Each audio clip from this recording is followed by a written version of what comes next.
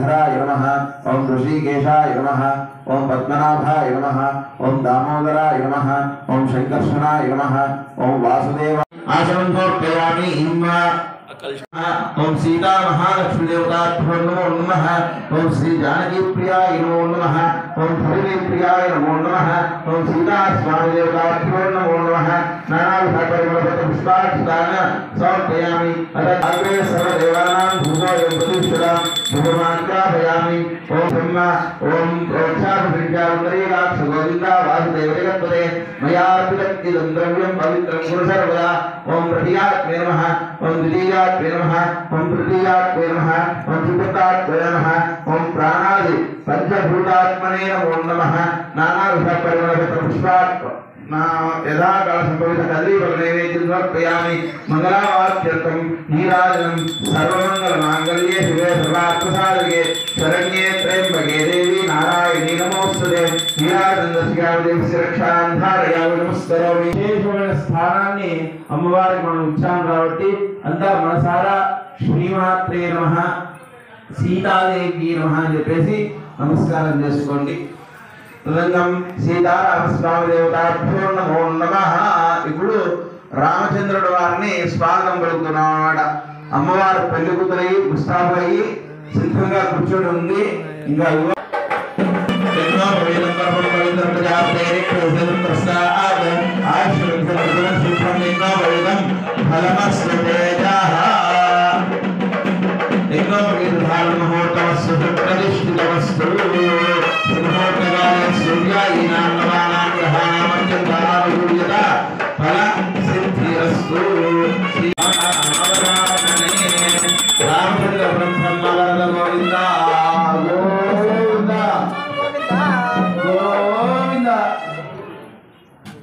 ఇప్పటి వరకు కూడా స్వామివారికి స్వాగతం పలికి ఏదైతే ఆ యొక్క వివాహానికంటే ముందు ఉపనయన కర్మ అని చెప్పేసి చేసుకోవాలన్నమాట. షోడశ కర్మల్లో అది ఒక తంతు, అంటే ఏదైతే యజ్ఞోపవీతం వేసుకుంటామో ఆ యొక్క భాగాన్నంతా కూడా స్వామివారి కైంకర్యం చేయడం జరిగింది అనమాట. ఎందుకయ్యా ఆ యొక్క యజ్ఞోపవీతం అంటే దాంట్లో మొదటి 3 పోగులు ఉంటాయన్నమాట. మొదటి పోగు వచ్చేసి ఏదైతే అనుష్ఠానం ఉంటుందో ధర్మానుష్ఠానాన్ని, ఏదైతే ధర్మాన్ని ఆచరిస్తుంటారో అటువంటి ధర్మాన్ని ఎప్పుడు కూడా మేము విడనాడము అని చెప్పేసి మొదటి పోగు కడతాం అన్నమాట.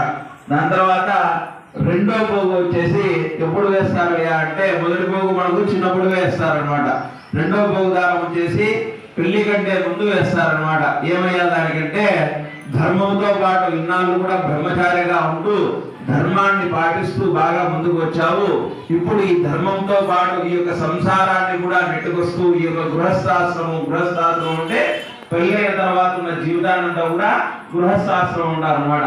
ఈ యొక్క సందర్భంలో కూడా ఈ యొక్క ధర్మాన్ని విడనాడకుండా వచ్చిన భార్యని బాగా చూసుకుంటూ ఉండడానికి ఆ యొక్క ఎప్పుడు కూడా మదిలో కలుసుకుండడానికి ఆ యొక్క రెండో పోగు అనేది వేస్తారనమాట. ఎప్పుడైతే అది ఎప్పుడు వేస్తారో అప్పుడు బ్రహ్మచారి నుంచి గృహస్థులుగా వస్తారనమాట. దాని తర్వాత మూడో పోగు ఉత్తరీయం అని చెప్పేసి చెప్తారు. అంటే రాముడు ధర్మాన్ని పాటించడానికి ఎవరైతే ఒక ధర్మాన్ని ఒక స్వరూపంగా ఏర్పాటు చేస్తే అటువంటి స్వరూపమే రాముడు అనమాట. మనిషిగా ఎత్తి మనిషి అవతారం చెంది మనిషి ఏ కష్టాలైతే పడతాడో ఆ కష్టాలన్నీ కూడా పడ్డాడనమాట. సాక్షాత్తు భగవంతుడు ఆయన తలుచుకుంటే ఇవన్నీ కూడా ఆయనకు క్షణపాడి కాలం అనమాట. కానీ అలా చేయలేదు. ఆయన ఆ ధర్మాన్ని పాటించినాడు, తల్లి మాట విన్నాడు, తండ్రి మాటని గౌరవించినాడు, అన్నదమ్ముల్ని కూడా చేసుకొని రాజ్యాన్ని పరిపాలించినాడు. ఆ యొక్క భార్య మాటని ఇప్పుడు కూడా జవదాటలేదన్నమాట. ధర్మం స్వరూపంగా మారి ఒక మానస్వరూపంగా మారి నడుచుకుంటూ వెళ్ళిపోతుంటే ఆ యొక్క స్వరూపమే రాముడు అనమాట. కాబట్టి అటువంటి రాముడు, దేవుడైన రాముడు మానవుడి అవతారంలో ఉండి మానవుడు ఏదైతే కష్టం పొందాడో అటువంటి కష్టాలన్నీ పొందినాడు, ఏవైతే సుఖాలు పొందాడో అటువంటి సుఖాలన్నీ కూడా పొందినాడు అనమాట. ఎక్కడా కూడా తన యొక్క మహిమను, అంటే దేవుడు ఏదైతే కృష్ణ అవతారంలో కావచ్చు, నరసింహ అవతారంలో కావచ్చు, వరాహ అవతారంలో కావచ్చు, ఇంకా వేరే అవతారాల్లో ఈ యొక్క జీవనాన్ని ఎలా ముందుకు తీసుకొని పోవాలనే ఒక ఉదాహరణ కూడా మనకి ఇచ్చిపోయాడంట రాముడు అనమాట. అటువంటి రామాలయం లేని ఊర్లో అసలు ఉండరాదంట. రామాలయం లేని ఊర్లో అసలు ఉండరాదంట. శివాలయం లేని ఊర్లో భోజనం చేయకూడదంట. కాబట్టి రామాలయానికి శివాలయానికి అంతటి ప్రాముఖ్యత అనేది మనకు ఒక వేదశాస్త్రంలో చెప్పబడింది అన్నమాట. అటువంటి రాముణ్ణి సాక్షాత్ ఆ యొక్క రామచంద్ర స్వామిని మనం స్వాగతం పలికి అమ్మవారికి వివాహం చేయడానికి అన్ని ఏర్పాట్లు కూడా చేసుకొని ఉన్నాము. తదుపరి కార్యక్రమం స్వామివారి యొక్క మధుపర్కము, అంటే మధుపర్కాన్ని స్వామివారికి ఇవ్వడం అనేది జరుగుతుంది అన్నమాట. అందరూ కూడా వీక్షించండి. బృహస్పతి ప్రసూత స్వామివారి యొక్క తండ్రి పేరు, తాత పేరు, ముత్తాత పేరు అంతా కూడా స్వామివారి ఏక వంశానికి చెందిన వారు. ఇదంతా కూడా ఈ యొక్క ప్రవర్లో వస్తుంది. శ్రద్ధగా వినండి. ఓం శ్రీ రామచంద్ర స్వామి దేవతయ ప్రవర చతుస్సాగర పర్యంతం గోబ్రాహ్మణేభ్యః శుభం భవతు. వాజిష్ట మైత్రావరణ కౌండిన్యస్య త్రయావర్ష ప్రవరాన్విత వశిష్ఠ గోత్రోద్భవస్య మహారాజర వర్ణోర్నప్తే. ఓం చతుస్సాగర పర్యంతం గోబ్రాహ్మణేభ్యః శుభం భవతు. వాజిష్ట మైత్రావరణ కౌండిన్యస్య త్రయావర్ష ప్రవరాన్విత వశిష్ఠ గోత్రోద్భవస్య అజ మహారాజ వర్ణః పౌత్రాయ చతుస్సాగర పర్యంతం గోబ్రాహ్మణేభ్యః శుభం భవతు.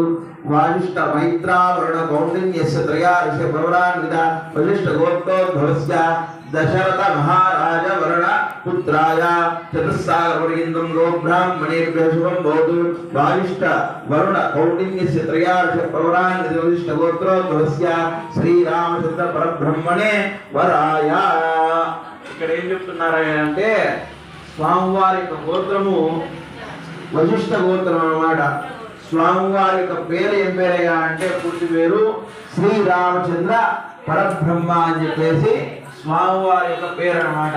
అలాగే స్వామివారి యొక్క నాన్నగారి పేరు ఏం పేరయ్యా అంటే మీ అందరికీ తెలిసే ఉంటుంది, దశరథ మహారాజు గారు స్వామివారి యొక్క తండ్రి గారు అన్నమాట. అలాగే స్వామివారి యొక్క తాతగారు ఎవరయ్యా అంటే అజ మహారాజా అని చెప్పేసి స్వామివారి యొక్క తాతగారు అన్నమాట. వీళ్ళందరూ కూడా ఎవరయ్యా అంటే సూర్యవంశానికి చెందిన వాళ్ళంట వీళ్ళంతా కూడా. అలాగే వీరి యొక్క గోత్రం ఏమయ్యా అంటే వశిష్ఠ గోత్రము అని చెప్పేసి చెప్పి ఉన్నారన్నమాట. ఈ యొక్క గోత్రానికి సంబంధించిన ఋషులు ఎవరయ్యా అంటే వాజిష్ఠుడు, మైత్రావరుణుడు, కౌండిన్యుడు అని చెప్పేసి ఈ యొక్క ముగ్గురు యొక్క ఋషుల యొక్క స్వరూపమే ఈ యొక్క గోత్రం వాజిష్ఠ గోత్రం అని చెప్పేసి చెప్పబడింది అనమాట. చంద్రుడు అంటే కాంతి కలవాడు అనమాట ఆ యొక్క శ్రీరామచంద్రుడు. అలాగే గుణాల్లో కూడా అన్ని కూడా మంచి గుణాలు కలవాడు, మంచి అలవాట్లు కలవాడు, మంచి పరిపాలన దక్షుడు అని చెప్పేసి రామచంద్ర వారి గురించి చెప్పడం జరిగింది అనమాట. అలాగే అమ్మవారి యొక్క ప్రవర్ చెప్తాము, శ్రద్ధగా వినండి. ఓం చతుస్సాగర పర్యంతం గోబ్రాహ్మణేభ్యః శుభం భవతు. ఆంగిరస ఆయస గోత్తమ త్రయార్షి ప్రవరాన్విత గోతమస్య గోత్రోద్భవీం సర్వరమాధారణ వర్ణ నృప్తీం చతుస్సాగర పర్యంతం గోబ్రాహ్మణేభ్యః శుభం భవతు. ఆంగిరస ఆయస గౌతమ త్రయార్షి ప్రవరాన్విత గోతమస్య గోత్రోద్భవీం హర్వణ మహారాజ వర్ణ పౌత్రీం చతుస్సాగర పర్యంతం గోబ్రాహ్మణేభ్యః శుభం భవతు. ఆంగీరస ఆయస గౌతమ త్రయార్షి ప్రవరాన్విత గౌతమస్య గోత్రోద్భవీం జన మహారాజ వర్ణ పుత్రీం చతుస్సాగర పర్యంతం గోబ్రాహ్మణేభ్యః శుభం భవతు. ఆంగీరస ఆయస త్రయార్షి లక్ష్మీ స్వరూపం అంట. ఆ యొక్క లక్ష్మీ స్వరూపం అంటే కేవలం ధనం మాత్రమే ఇచ్చేది కాదనమాట, సర్వ మంగళాలను కూడా చేకూర్చేది. ఆ యొక్క ముత్తైతము, సౌభాగ్యము, సంతానము, సంతోషము ఇవన్నీ కూడా ప్రకృతి స్వరూపం. ప్రకృతి లేనిదే మనం ఎవరు లేవన్నమాట. మనల్ని కూడా ఇవిడించుకొని ఉన్నదంట అమ్మవారు అన్నమాట. కాబట్టి అటువంటి అమ్మవారు ప్రకృతి స్వరూపుడైన అమ్మవారు, సాక్షాత్ లక్ష్మీ స్వరూపుడైన అమ్మవారు పేరేం పేరయ్యా అంటే సీతాదేవి అంట. ఆ యొక్క పెళ్లి కుమార్తె పేరు సీతాదేవి అంట. ఈమె యొక్క గోత్రం ఏమయ్యా అంటే గౌతమ గౌతమ త్రయారుష ప్రవణాలుగా గౌతమ గోత్రము అని చెప్పేసి చెప్పినారు అనమాట. అని చెప్పేసి ఈమె యొక్క తండ్రి గారి పేరు అనమాట. అలాగే ఈమె యొక్క తాతగారి పేరు ఏం పేరయ్యా అంటే హ్రస్వ ప్రమో మహారాజా అని చెప్పేసి ఈమె యొక్క తాతగారి పేరు అనమాట. ఇంకా నడిచినాడు అటువంటి బాటలోనే నడుస్తూ ఆ యొక్క దయ చూపించింది రాముడి పైన, క్షమాగుణము. రాముడు నింద వేసి బయటికి పంపితే రాముడిని క్షమించిందే కానీ రాముడి పైన ద్వేషం పెంచుకోలేదు అనమాట. అటువంటి దయాగుణము క్షమాగుణం కలిగినటువంటి మూర్తి మాతృమూర్తి ఆ యొక్క సీతాదేవి అనమాట. సాక్షాత్ లక్ష్మీ స్వరూపిణి సీతాదేవి ఇక్కడికి వచ్చి కొలువై ఉన్నారన్నమాట. ఇంకా తదుపరి ఘట్టము జిలగావిల్ల ముహూర్తం అనమాట.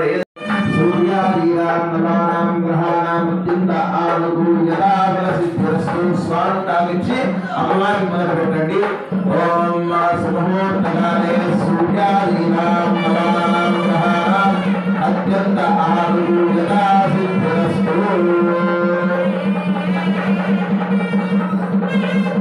ఓం భువంతే రాజావరణో భువంతేవో బృహస్పతిః భువంత ఇంద్రశ్చ అగ్నిశ్చ రాష్ట్రంధారయతాం భువం భువం అయం ముహూర్తమస్తు సుప్రతిష్ఠితమస్తు. శుభముహూర్తకాలే సూర్యాదీనాం నవానాం గ్రహాణాం అత్యంత ఆనుకూల్యతా సిద్ధిరస్తు.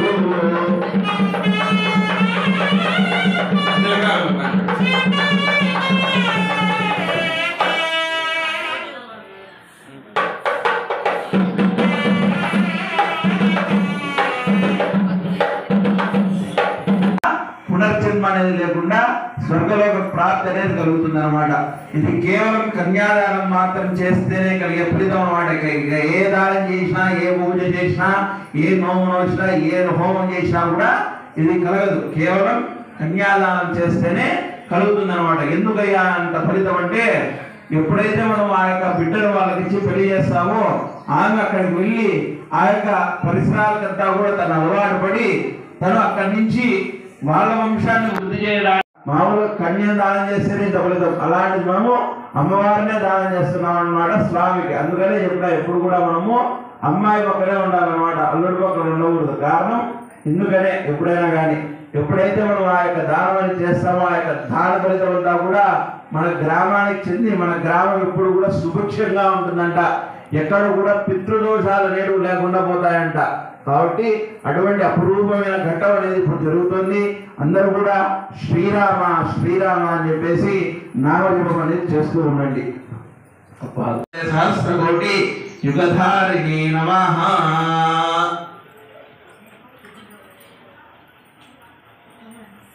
కన్యాదానముహూర్తమస్తు సుప్రతిష్ఠితమస్తు. బ్రహ్మలోకదిశీయతే. ధారణ సమయంలో అమ్మవారిని స్మరణ చేసుకుంటే చాలంట వాళ్ళకు ముత్తైతనం ప్రతినిత్యం కూడా అమ్మవారు ఇస్తుంది అనమాట. కాబట్టి అటువంటి విశేషమైన ఘట్టం వచ్చింది. ఇక్కడ అమ్మాయి కూర్చొని ఆ యొక్క మాంగళ్యాలకు కంకణాలకు పూజ చేస్తుంది. మీరంతా కూడా శ్రీమాత్రే నమః అని చెప్పేసి అమ్మవారిని స్మరణ చేస్తూ ఉండండి. ఓం సర్వమంగళ మాంగళ్యే శివే సర్వార్థ సాధికే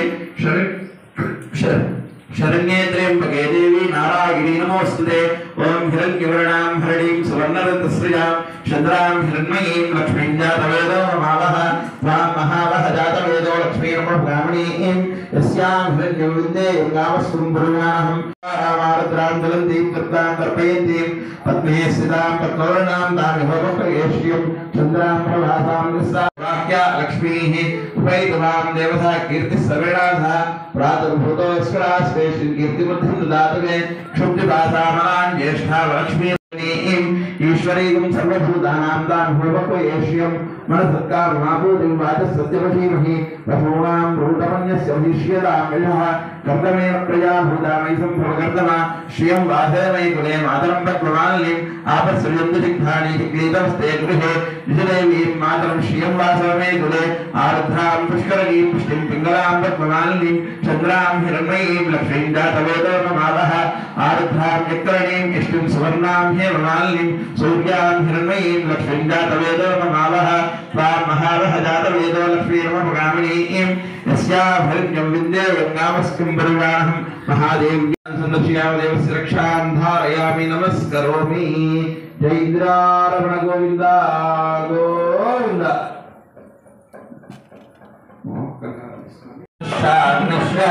राष्ट्रं धारयतां ध्रुवं ध्रुवम् प्रतिष्ठितमस्तु सुमुहूर्तकाले सूर्यादीनार्णवानां प्रहारम् अत्यन्त आनन्दोयताफलसिद्धिरस्तु ओम भगवते राजावरुणे भगवते बृहस्पतिः भगवत इंद्रश्च దాని తర్వాత ఈ యొక్క కంకణాలు కడుతున్నాం. ఎందుకయ్యా కంకణాలు కడతారంటే ఆ యొక్క ధర్మం పెళ్లి కొడుకు పెళ్లి అయిన తర్వాత అంటే మనం తీసేస్తాం కంకణం అయినా తీసే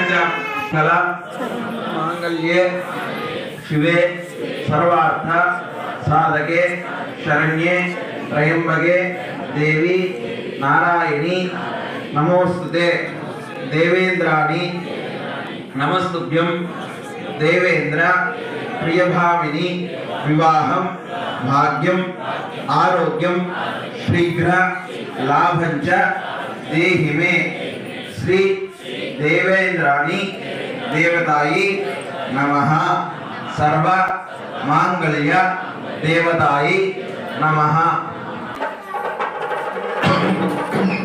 मांगल्यं तन्तुनामेन लोकरक्षणहेतुना कण्ठे बध्नामि शुभदे ममजीवनशतनां शतम् ॐ मांगल्यं तन्तुनामेन लोकरक्षणहेतुना कण्ठे बध्नामि शुभदे शतदेव शतनां शतम् मांगल्यधारणमुहूर्तमस्तु सुप्रतिष्ठितमस्तु मांगल्यधारणमुहूर्तकाले सूर्यादीनां ग्रहाणामत्यन्त आनुकूल्यता फलसिद्धिरस्तु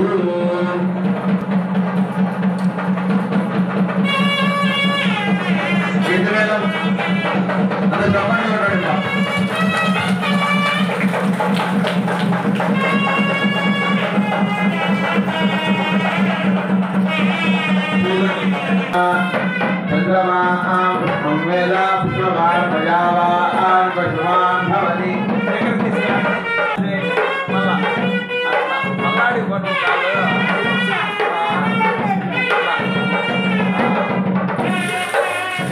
అందరికి చూపించండి మళ్ళీ డాన్స్ చేసినట్లా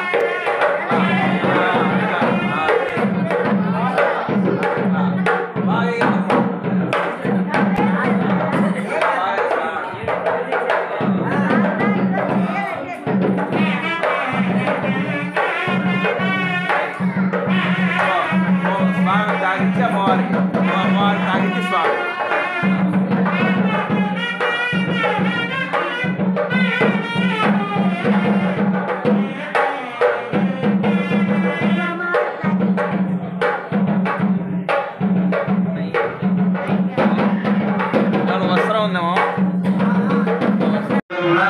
స్వామివారికి చదువుతున్నటువంటి పట్టు వస్త్రములు